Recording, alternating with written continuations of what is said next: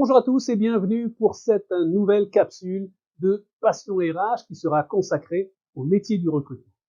Cette capsule s'adresse à tous, que vous soyez un professionnel des ressources humaines, un gestionnaire d'entreprise ou un gestionnaire d'équipe, un étudiant ou simplement un curieux d'en apprendre un peu plus sur ce métier que je trouve passionnant. À travers les apprentissages de mes années d'expérience dans le domaine, je vais vous partager ma définition et ma vision du métier du recrutement. Je vous présenterai les compétences, les avantages et les défis de ce métier, ainsi que les outils essentiels pour parvenir à obtenir des résultats optimaux.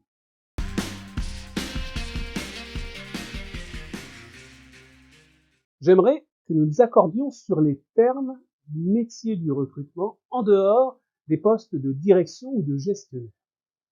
En effet, il existe une multitude de nominations plus ou moins créatives des postes. Spécialiste en dotation, spécialiste en recherche de talent, dénicheur de talent, spécialiste en acquisition de talent, chargé de recrutement ou tout simplement recruteur. Ce dernier titre, bien que très utilisé, me semble inapproprié. En effet, il est essentiel de comprendre que pour moi, c'est le client qui est le recruteur. C'est lui qui détermine son besoin et c'est lui qui prend la décision finale de la personne qui va rejoindre son équipe ou son département. La personne du département des ressources humaines, quant à elle, va le guider, le conseiller, l'orienter tout au long du processus de recrutement afin que le client puisse être en mesure de faire l'acquisition de la meilleure personne possible. C'est donc le terme de conseiller en recrutement que j'utiliserai tout au long de cette présentation. Au cours de cette capsule, je ferai, lorsque ce sera pertinent, une différence entre le conseiller en recrutement qui travaille pour une agence de recrutement et le conseiller en recrutement interne, celui ou celle qui travaille pour une entreprise qui a décidé de gérer son propre recrutement. Allez, on est parti vers un retour dans mon ancien futur.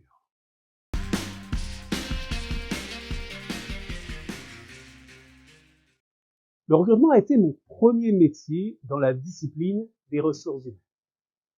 Étrangement, ce n'est pas moi qui suis allé vers le recrutement, mais c'est la perspicacité de Julie, une conseillère en recrutement, qui m'a proposé cette opportunité alors que je n'avais aucune expérience dans le domaine et aucune connaissance approfondie du métier. Julie a détecté plusieurs éléments intéressants dans mon profil. J'avais une maîtrise en administration des affaires et une expérience de 2 ans comme responsable informatique dans une très petite structure et dans laquelle j'étais à la fois chargé de la vente, du support, de la formation en logiciel de gestion pour divers clients, souvent des entrepreneurs de petites entreprises.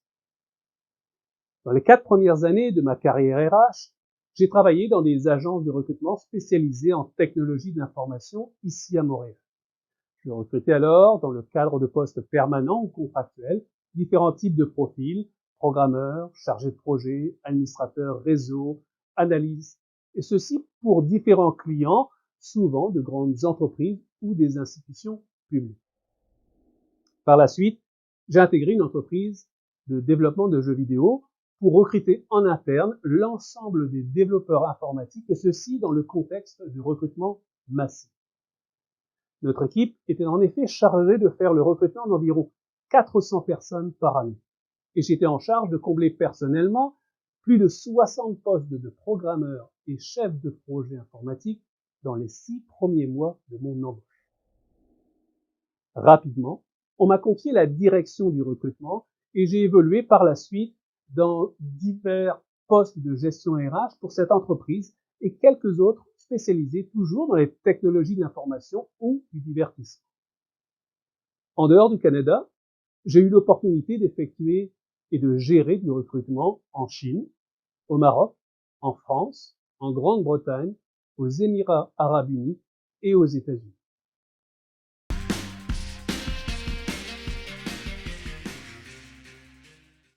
En dehors d'un éventuel biais cognitif du fait que j'ai débuté ma carrière RH dans le recrutement, j'estime que les métiers du recrutement sont souvent bien trop négligés à la fois par certains professionnels des ressources humaines, mais aussi certains gestionnaires d'entreprise.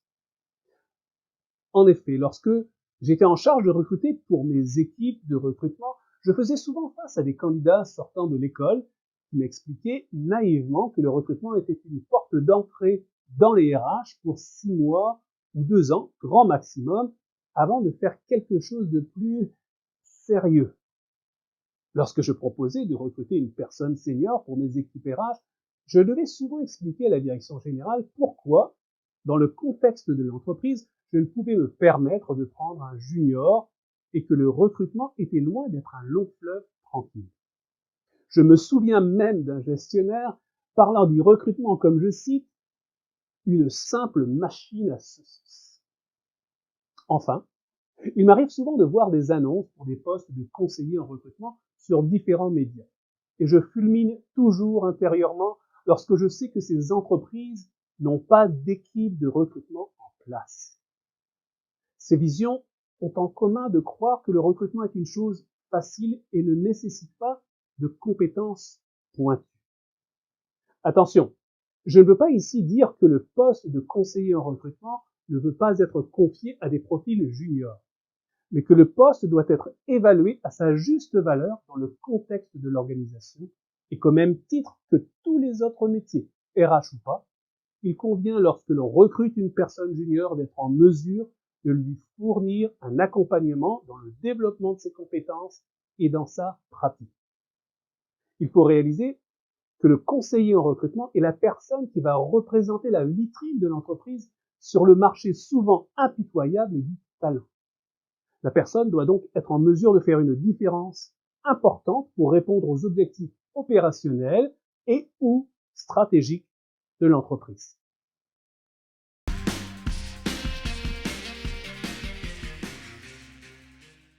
Alors, quelles sont les compétences clés nécessaires? Ce que Julie, cette conseillère en recrutement, avait analysé, c'est qu'à travers ma formation, j'avais une connaissance générale de la gestion et des ressources humaines. Qu'à travers mon expérience professionnelle, j'avais une compréhension du domaine des technologies de l'information et qu'en échangeant avec différents types de personnalités et de profils, j'avais mis en exercice des compétences de communication, d'écoute, d'analyse et de vente.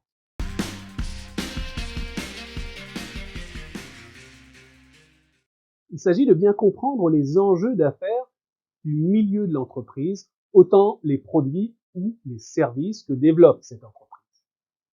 Que ses méthodologies de travail, de saisir également ce qui distingue cette entreprise, autant ses points forts et ses points faibles dans son domaine d'affaires et dans sa culture.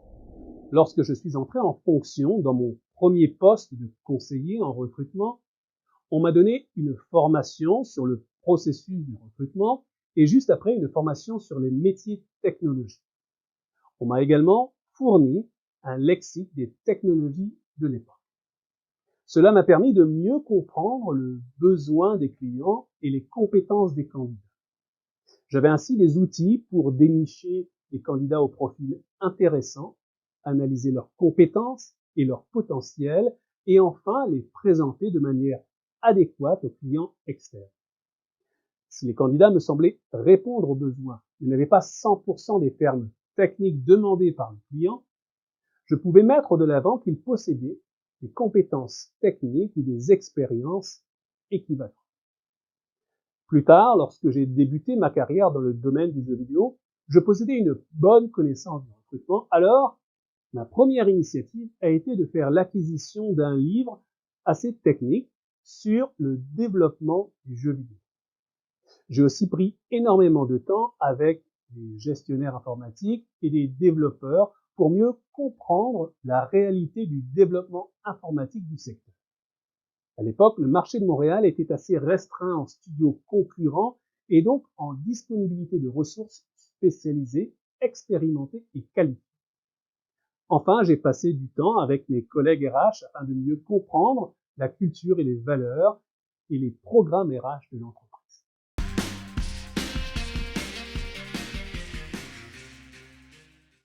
Il faut être en mesure à la fois de soigner et cultiver son image sur la page web corporative de l'entreprise, sur les médias classiques, la presse générale ou la presse spécialisée, les réseaux sociaux, les associations professionnelles.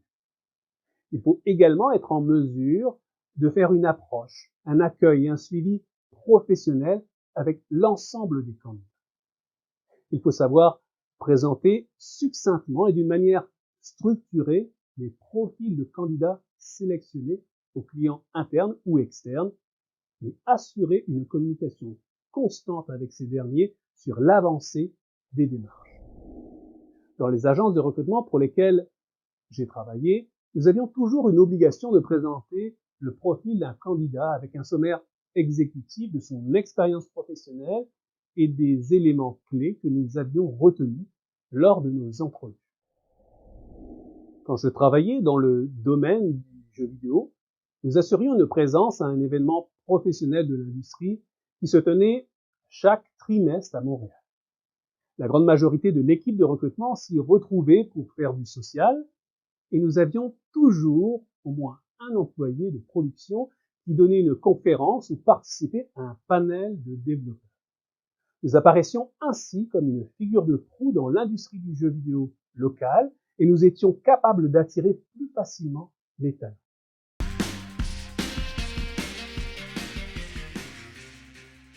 Il faut être en mesure, par la bonne compréhension du besoin et du contexte de l'entreprise, de se bâtir des tableaux de bord pour analyser différents indicateurs clés, que ce soit la source où se trouve le bassin de candidats qualifiés selon leur profil, le temps nécessaire pour combler tel ou tel poste, les critères de sélection retenus par les clients sur les candidats embauchés, les critères de refus de la part des candidats et des clients. Il existe une multitude d'indicateurs clés que je définirai avec plus de détails dans une capsule liée à ce qu'on appelle l'analyse RH. Voici 2 exemples de mon expérience. Lorsque j'étais en charge du recrutement pour l'entreprise de développement de jeux vidéo, le contexte était le suivant. Le marché de Montréal était restreint et nous étions à l'aube de la sortie de nouvelles consoles, soit la PS3 et la Xbox 360. La majorité de mes clients internes souhaitaient avoir des profils seniors, locaux, francophones dans une technologie que personne ne maîtrisait. J'ai entamé des discussions avec mes clients afin de véritablement mieux saisir leurs critères. J'assistais à toutes les entrevues avec le client pour mieux analyser les questions qu'il posait systématiquement aux candidats. J'ai pris du temps avec des développeurs pour comprendre l'environnement et les contraintes techniques.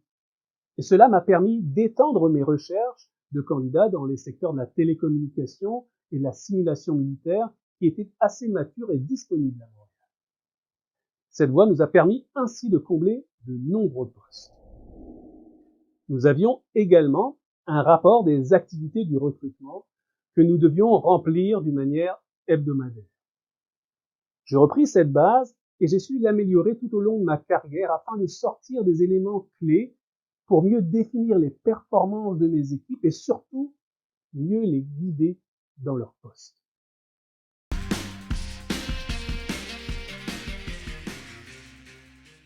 Il est à la fois indispensable de savoir convaincre un client, de s'intéresser et de poursuivre le processus de recrutement avec un candidat. Et aussi d'être en mesure de persuader un candidat d'accepter une offre ou de s'intéresser à une opportunité lorsque vous le démarchez. Quand je parle de vente, il est essentiel de comprendre ici un aspect critique du recrutement. Nous gérons de la ressource humaine et non de la ressource matérielle. La vente doit être basée sur une solidité à tenir ses engagements. Si le conseiller s'engage dans des promesses fallacieuses, il perd très rapidement de la crédibilité auprès de l'ensemble des acteurs, que ce soit les clients ou les candidats. La vente doit donc être réalisée avec la plus grande éthique et transparence possible. La dernière agence de recrutement dans laquelle j'ai travaillé, par exemple, nous étions bercés dans des valeurs d'éthique et de respect à la fois des candidats et des clients. Sur le marché de Montréal, nous étions en mesure de développer une telle confiance avec les candidats, des consultants indépendants pour la plupart, qu'il leur arrivait de faire patienter une agence concurrente qui nous avait approchés afin de nous contacter et nous demander de les représenter chez le client. Notre réputation était suffisamment bonne qu'il partageait également avec nos directeurs de compte des opportunités d'affaires chez les clients.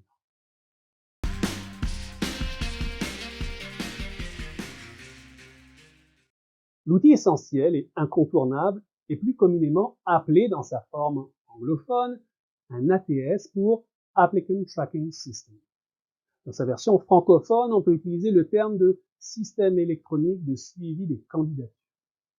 Ce programme informatique est indispensable car il permet d'organiser et de structurer les données et la communication de l'ensemble du processus de recrutement. À l'intérieur de cet outil, vous pouvez ainsi retrouver des données sur les candidatures, des notes d'entrevue, les dates des différentes rencontres. Lorsqu'il possède des fonctions collaboratives, il permet aux conseillers en recrutement de partager avec transparence l'avancée de son travail auprès de ses clients et de sa direction, et d'améliorer ainsi leur engagement. Certains permettent également de faire des recherches approfondies et de l'analyse de données. Je réaliserai une capsule plus spécifique et détaillée sur ces outils. Il faut savoir qu'il existe une multitude de solutions et que le choix doit être bien réfléchi par rapport au processus de recrutement de l'entreprise, au nombre de parties prenantes, aux indices de performance souhaités et bien évidemment par rapport au budget disponible. Sachez cependant qu'il est possible d'en réaliser à partir d'un simple tableur gratuit.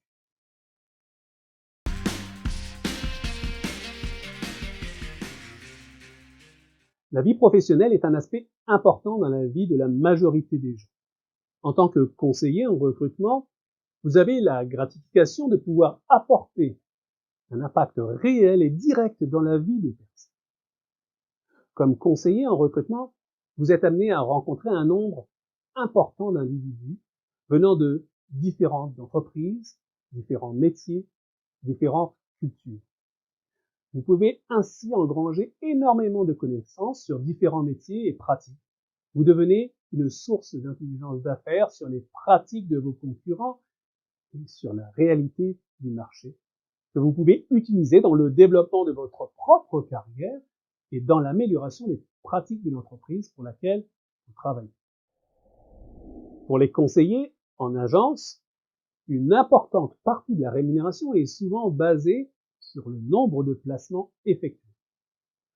Vous voyez donc financièrement très rapidement les résultats de votre succès. Pour les conseillers en recrutement interne, vous pouvez voir vos résultats dans le développement de la carrière de la personne au sein de votre entreprise.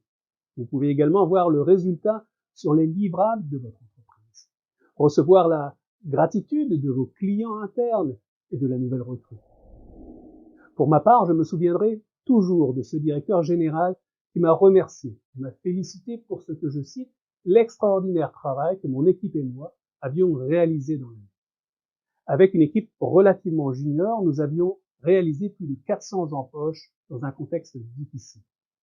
C'était la fête de Noël des enfants de l'entreprise, mais c'était pour moi le meilleur cadeau que je pouvais avoir. Le conseiller en recrutement est constamment en activité. Dans les moments où il y a peu de postes ou de mandats ouverts, le conseiller est responsable de bâtir son bassin de candidats pour de futures opportunités, d'entretenir des liens avec ses clients. Pour les conseillers internes, c'est aussi le moment de pouvoir s'impliquer dans des projets RH connexes sur la base de ses connaissances acquises lors de ses nombreuses entrevues.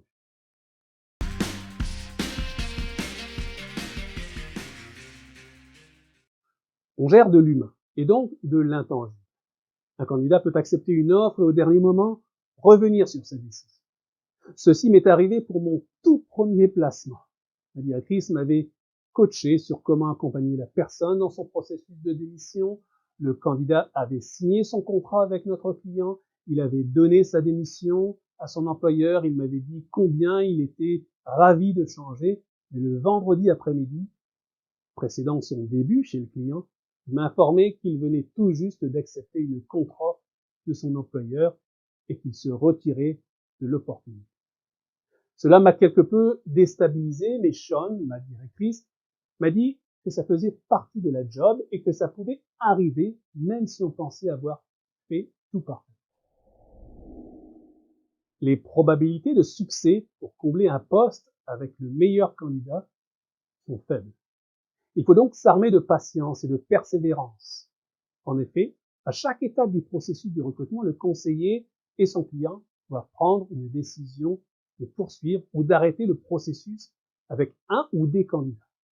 À chacune de ces décisions, il n'y a qu'une chance sur 3 pour choisir le bon candidat. Car pour le bon candidat, vous pouvez choisir de garder le mauvais ou de vous départir du bon. Pour ceux qui connaissent et aiment le baseball, une moyenne de frappe de .33 est excellente. Mais en recrutement, les conséquences sur l'entreprise sont beaucoup plus sévères. En effet, selon certaines études, le coût total du recrutement d'une personne peut varier entre 60 et 100% de son salaire annuel. À l'inverse du conseiller en recrutement interne, le conseiller en agence ne voit pas l'évolution du candidat. Il peut faire un suivi, mais celui-ci reste très limité. Enfin, le manque de considération du métier.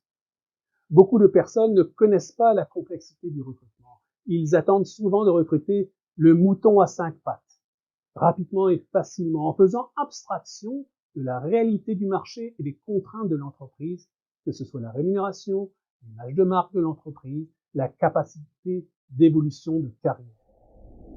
Mais je peux vous garantir que tous ces défis s'atténueront au fur et à mesure que le conseiller est en mesure de maîtriser son rôle et ses compétences.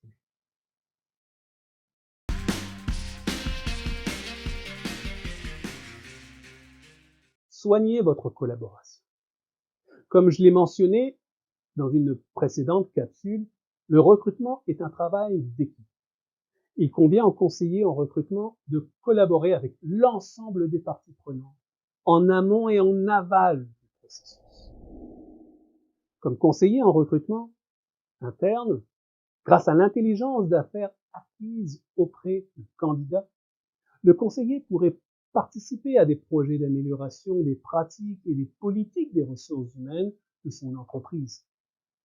Vous pourriez également échanger avec vos clients internes sur les pratiques de gestion et les méthodologies de la concurrence, dont certains candidats vous ont parlé. Enfin, pour faciliter l'intégration de nouvelles recrues, dépendant de l'organisation RH de votre entreprise, le conseiller en recrutement devrait effectuer un transfert de connaissances avec la personne RH qui va prendre en charge le nouvel employé. Quelle est son expérience? Quels sont ses intérêts, ses facteurs de motivation, etc. Comme conseiller en recrutement en agence, vous pourriez également partager intelligemment vos connaissances du marché et échanger avec les clients directement. Vous pourriez partager avec les directeurs de vente de l'information et des données sur des pistes d'entreprise à démarcher. Avec cet esprit de partage et de collaboration, vous serez en mesure de mettre de l'avant l'importance de votre travail, d'éveiller les meilleures pratiques pour le bien de tous.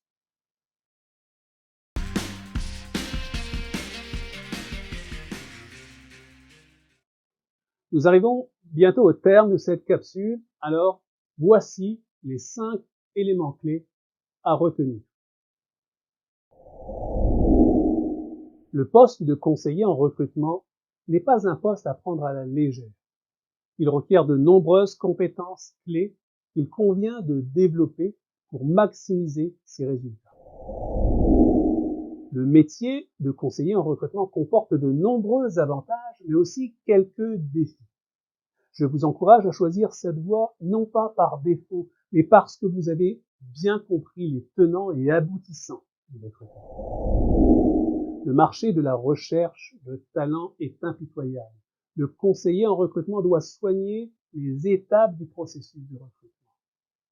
Il ou elle doit toujours agir avec le plus haut niveau de professionnalisme envers ses clients et ses candidats, en amont et en aval du processus. Le conseiller en recrutement n'est pas seul à rechercher la même perle rare.